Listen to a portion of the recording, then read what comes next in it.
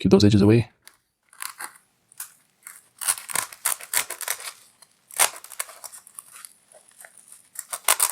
Okay.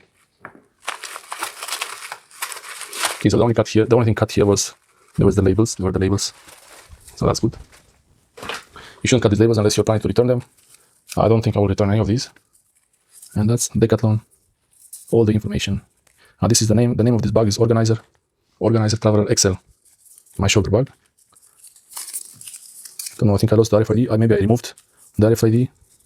Maybe I was worried it was scanned in the shop. I don't know.